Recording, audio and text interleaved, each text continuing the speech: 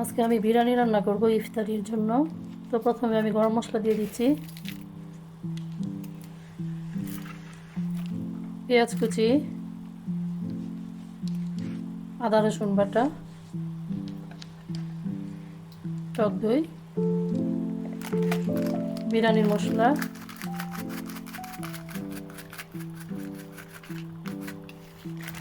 তো এখন আমি হাত দিয়ে এগুলো মেখে ম্যারিনেট করে রেখে দিব।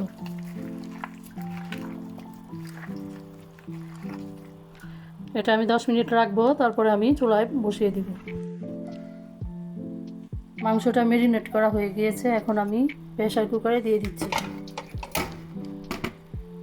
তো এটা আমি এখন প্রেসার করে এটাকে রান্না করে নেব।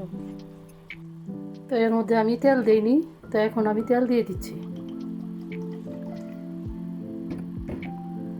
আর এই যে বাটি দেওয়া পানিটা, এটাও দিয়ে দিচ্ছি।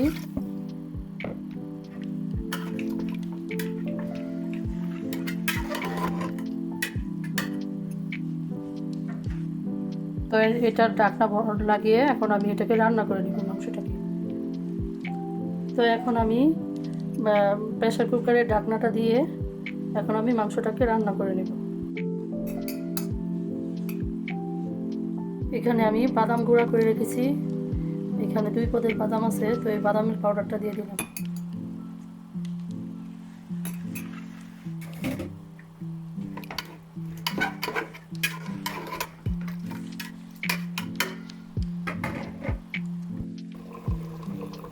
মাংসটা হাফ হয়ে আসছে, তার মধ্যে আমি কাঁচামরিচ, আলু বোখরা, গুঁড়া দুধ এখানে দিয়ে দিলাম।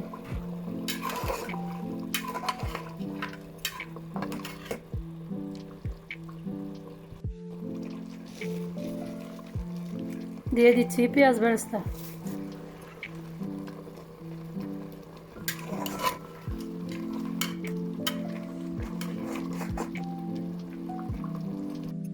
দিয়ে দিচ্ছি কিশমিশ,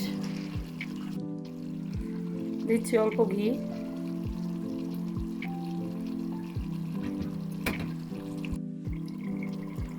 দিচ্ছি কেওড়া বাটা।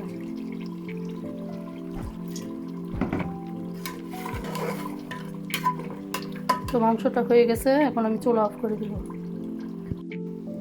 তো বিরিয়ানির চালটা রেডি করার জন্য পানি দিয়ে দিলাম,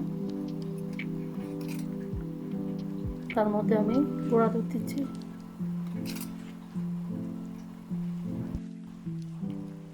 দিচ্ছি অল্প গরম মশলা, অল্প শাহি জিরা, পরিমাণ মতো লবণ, দিয়ে দিচ্ছি কাঁচামরিচ। পানিটা বরফ চলে আসছে, এখন আমি এর মধ্যে চালগুলো দিয়ে দিব। আর এগুলো বাসমতি চাল।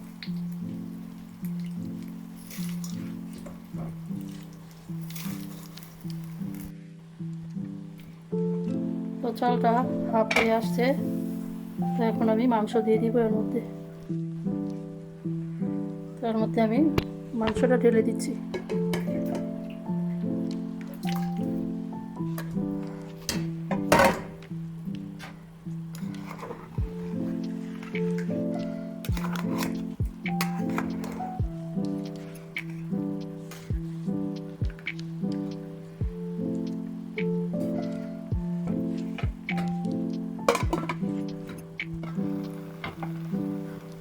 বিরিয়ানিটা হয়ে আসছে, তো পেঁয়াজ বেরেস্তা দিয়ে দিলাম, আর একটু বিরিয়ানি এসেন্স দিলাম।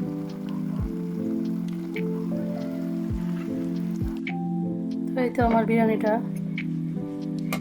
পুরোপুরি রেডি।